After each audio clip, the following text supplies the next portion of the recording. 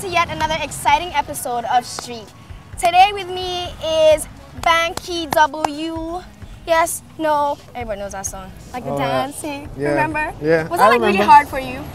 No, it was fun. I think people take themselves too seriously. I just like to have fun. I'm having the time of my life. I'm doing what I want to do for a living. It wasn't hard to learn the dance moves and all that? Yeah, it was fun. I mean, those anybody could do those with their eyes closed. But shout out to Michael though.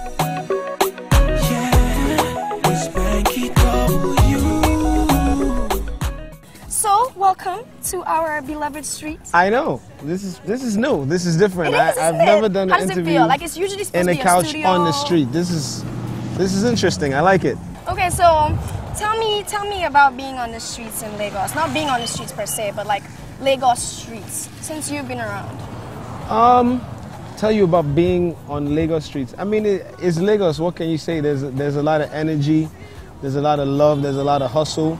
You know what I mean? You have to know where you're going and what you're going for and kind of be focused. But I mean, the energy and the vibe and the spirit of Lagos is untouchable. There's nothing like it. My favorite city in the entire world. Is that like the influence of Lagos Party?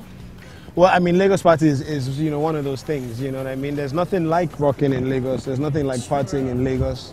You know what I mean? Now, you know, it's not just the clubs. Back when I made the song, it was more about the club scene. Now there's a whole new idea of partying in Lagos. I call it the Sunday night service at the Legacy. Right. You know what I mean? Like everybody, you may not make it to church in the morning, but Sunday night, you know what I mean? People are showing up there. So I mean, it's Lagos life, Lagos living is a beautiful thing. Okay. Now, how long ago did you move back? I moved back in February 2008, Valentine's Day 2008. Ooh, oh. Yeah. I'm not even gonna go into detail about that right now. Okay, but like, was it like a serious process? Because the difference is really clear. Coming from the States, right? Right. To here, it's a different ball game. Yeah, definitely. Was there like a process? Yeah, I mean, I tell people who are looking to move back all the time, there's definitely an adjustment period, you know what I mean? So there's a time when things seem to be a little bit harder than they are, and you know, you go through that period of trying to kind of, blend in and figure out where you fit in. But for me, luckily for me, I grew up in Nigeria. So, you know, my primary school and most of my secondary school was all here. So, I mean, it wasn't like totally new to me. You know, it was just like trying to remember how things work and trying to make sure that they work for you. So, yeah, but no complaints. I love it. Yeah. What would you say is your worst experience outside? Without question, it was when I got robbed. You know, when the armed robbers took me for a joyride around Lagos. It was the 1st of January 2009. And I had gone to church, and the girl I was seeing at the time had gone with me. And afterwards, my church was on the mainland. So I left church and I was going to drop her off with her family on the island. And afterwards, I didn't want to go home because I didn't want to get caught by armed robbers on 3rd Mainland Bridge, because you know that's where they like to set up. So I was going to see some friends on the island, and I actually ran into armed robbers. And they came, roughed me up a bit, got into my car with me and drove me around for like 40 minutes, used my car to rob other cars. It was definitely, without question, my worst experience, you know, on the streets of Lagos. But thankfully, you know, they didn't shoot me. You know what I mean? I left in one piece, and but yeah. Banky W, Mr. Capable. Have you been on a bike? I have. One day I was going for a show, and I was in so much traffic, and it was the last flight out to go to Abuja on a Friday night. So if I didn't make the flight, I was going to miss the show, and of course have to refund a lot of money, which we don't necessarily like to do. So it got to the point, you know, we were sitting in traffic and looking and praying that the traffic would move, and it just wouldn't move. So we called a couple of Okadas, and once they saw it was me, all of them came like, W, oh yeah, Baba, let's go, we go carry your bag. So one of them took our bags, and then a couple of them took me and my manager, and we got on Okadas and zipped it, and through the word they got us. And actually made it? Yeah, they got us to the airport right on time. We made our flight, you know what I mean? So shout out to Okadas. I know they've moved them off of a lot of the streets because it was getting a little dangerous, but yeah, you know, they serve a very, very good purpose. Man, you know, Banky W, Mr. Capable. You came out with Ebute Meta, right? Correct me if I'm wrong. Right. And the video was a lot of scenes on the street and whatnot. Was it in Ebute Meta? precisely? It was shot in quite a few different locations, but part of it was shot in Ebutemeta, part of it was shot in Akoka, Yaba, where I grew up. Part of it was shot in some areas of Lagos Island. So we went to quite a few different places. But Ebutemeta was definitely part of it. How was that experience?